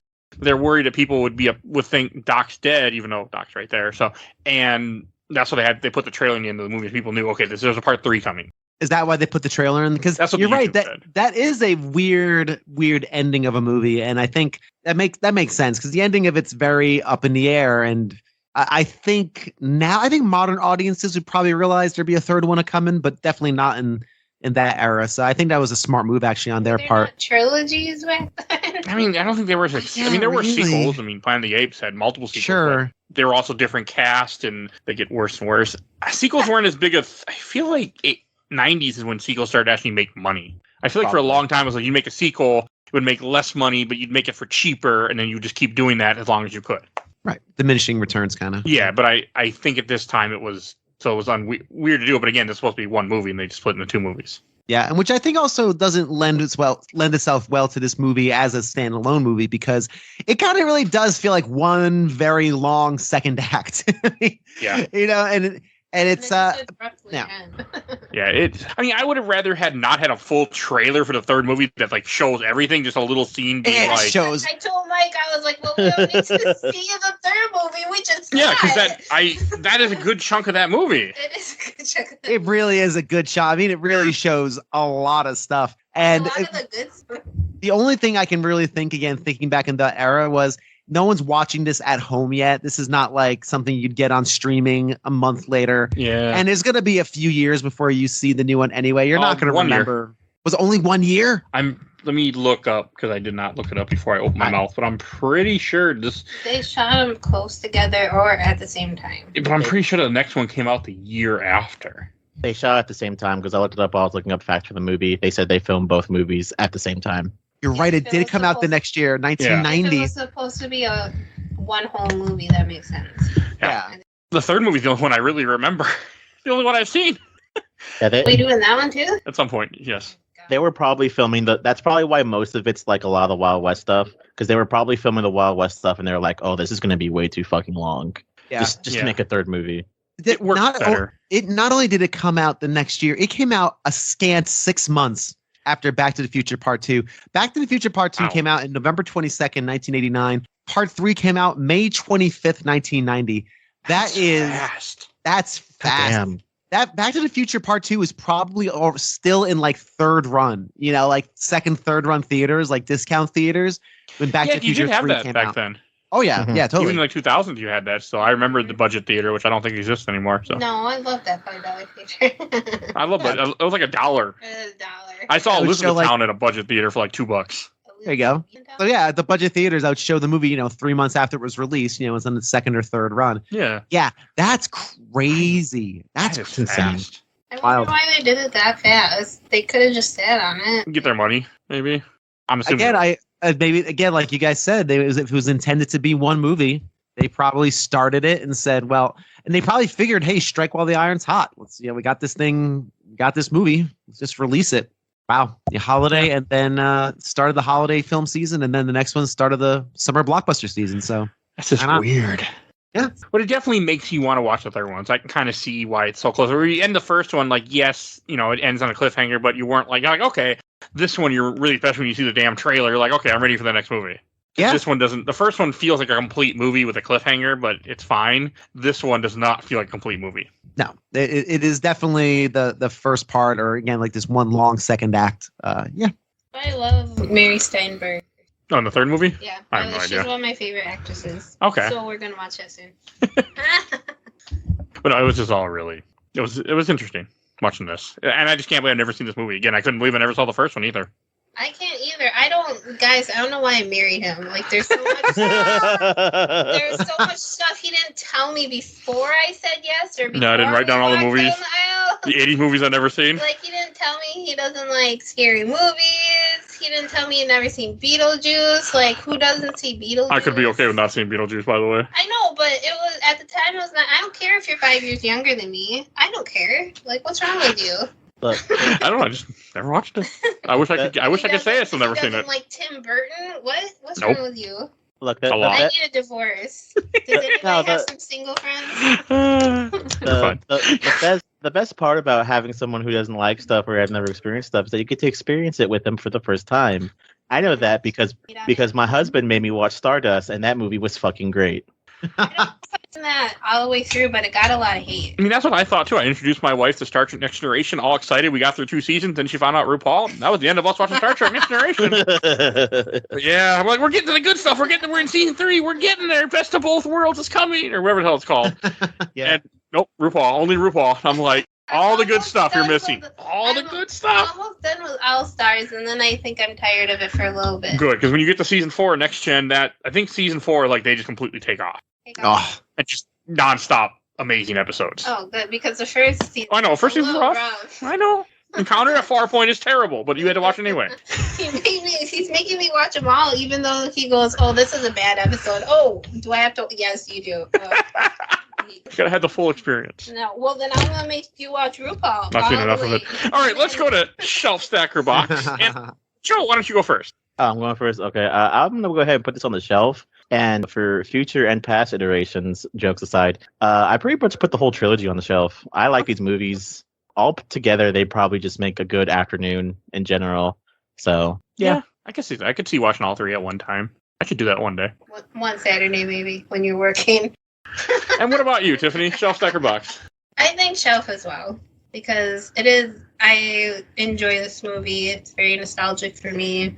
My dad enjoyed these movies. Well, that's always brings back memories. Okay. I'm going to put it in the stack. I didn't really enjoy this movie. I didn't hate it. I mean, I would watch it again, but I did not like it. It was nowhere near as good. It was as one. It was kind of a letdown. So going to the stack. What about you, Bill? I'm going to stack this as well. I like this movie quite a bit. I had a good time with it. But when you have just the perfection, that flawless diamond called Back to the Future on the shelf, do you really need anything else next to it? Like, let's be honest. It doesn't need to be on the, it's just, I don't need this movie because I have Back to the Future. I can just watch that over and over again. But as a sequel, as a companion piece, it just as a movie itself, it's fine. I enjoyed my time with it, but it is no Back to the Future. And honestly, it's one I don't feel like I'll need to revisit. Let's put it this way. I'm not going to feel weepy about, I don't feel weepy about like, oh, I can't wait to share Back to the Future 2 with my son. Like I am with Back to the Future. So for that reason being, I'm going to put it in the stack. Okay. The first one is just so exceptional. So I think that's also what makes this movie not as good, is that it's, the predecessor is so damn good. 100%. I agree with that. And obviously, I'm trying to, and not to extend my comments, but that's fine. If the original movie weren't as good, I wonder if this would seem better. Probably. Those are hard though. They are hard. I totally agree. And I think the answer to that question is probably because I think I've said this on the show before, and this is not an original statement, but tall buildings cast long shadows. Yes, like I've heard those, you say that before. Yeah, like great, amazing things sometimes cast, again, long shadows where things below it seem darker or not as good. So if the original wasn't this almost perfect movie, yeah, probably this might be more in line, right? But sorry, you were born in the shadow of giants. Dark Knight Rises. I'm an example of that also. I have a question for you guys. Yes. Did you ever hear back in the day, back in 2010, 11, they were thinking about rebooting Back to the Future, and they were gonna make Marty McFly Justin Bieber? Oh, that I didn't know. That's not a thing. No one actually thought that and didn't giggle 5 seconds later and say no. Someone thought that, and apparently the reason why it never went through is because they couldn't find anyone to match Doc Brown's energy. And when they asked the actor they actually asked the original actor to come back and do it, and he's like, "No, I'm too fucking old." And I think that's why it never. Yeah, I think that's why it never went off because they just couldn't find anyone to replace him. Hey, I'm okay with that. Yeah, hey Hollywood, remember you rebooted RoboCop? Remember how that went? I like that movie. I like that movie too. I saw it in theaters. I liked it. I saw it in theaters as well. I mean, the original one wasn't that good, so. I agree. Pardon me? What? Hang on. Let me clear out my ears here. I think my headphones are all jacked up. You said what now? I didn't like the first RoboCop either when I first saw it. I've only seen it once. Come on, you guys. I don't remember it that much, I guess. Maybe we should rewatch it and talk about it. We should, actually. Perfect satire. It's almost perfect. It's like a perfect movie. I haven't seen it in probably over 12 years. But it's not supposed to be satire, is it? Is. Is it? It is. Oh, yes, it is. Then I don't remember it at all. Yeah, it's also very, very super fucking violent. So. It's great. But I haven't seen it in a long time. So, but I'd be up for rewatching it. Said it's great. Might as well do some of those I've done a RoboCop comic on this podcast a very long time ago. I'm down with the original RoboCop. cast. So yeah. If you like Twilight, Bill. If you like horror movies, it's the perfect amount of camp. It really is. It is. It's. I don't know. RoboCop is great, and I liked. Okay, but this just to link back to Back to the Future, the whatever it was 2010 I guess era RoboCop movie, the reboot had the exact same thing. I was doing movie reviews at the time, and I'm pretty sure one of my lines was, if this movie was released as like Space Cop or Robo Dude, not called RoboCop, it'd be a perfectly passable, fine action movie. Fine. But since you have the name RoboCop, you are living by these rules. You're built into the family, so you have to have those comparisons. Again, I don't know. You can't you can't stand under the shoulders of giants and not be compared to said giant. So I don't know. That's same idea as as Back to the Future 2. And Bill, where can people find you at? A Gamer Looks at 40 is the podcast that I talk words on. It's a big old nostalgia fest. Hey, go back to the past, not to the future, because we're all old and dying slowly. So if you are too old and dying slowly, and you want to record your memories of video games gone by with a fellow elderly gentleman, then hit me up at A Gamer Looks at 40 on Twitter, and you could be on the show and talk about the games and systems and eras that impacted you as a human being. And it's a good time. And I hope you all check it out if you haven't already. All right. And you get to hear me talk about every episode, so go check it out. Hey! If you enjoyed this episode, we did do the first Back to the Future, which we mentioned. Just go on our Podme. You can search anything you want. Type in any movie you want. You never know. We might have covered it or a game or something of some nature. But yeah, that Back to the Future, you can go find it in there also. So go listen to what we said about that one. And if you want to support the show, like also how this episode came to, we have a Patreon. You can vote in the Patreon poll. We have it for as little as $1. We have one every month. You can vote and you can help alter the show. Sometimes I do more than one poll once in a while. So, and right now the current poll is Robin Williams movies Mike has never seen. So you have 1 hour photo, Birdcage. We're going to do Birdcage. Who's going to do that with us? I don't remember what the other ones were. Final Cut and Night Listener. So you can go vote for that. And we do have a Discord. You'll see a link in the show notes to our Discord. Please join us, chat with us. It makes me happy. So go do that. And I want to give a shout out to my awesome intro and outro courtesy of Helena at Hell Hasphere. You can follow her on TikTok. And please follow us on Facebook, Instagram, Twitter, and on YouTube. Audio only, but we are on YouTube. I think that's everything I need to say. So we will see you guys all next time. Bye, everybody. Bye. Bye.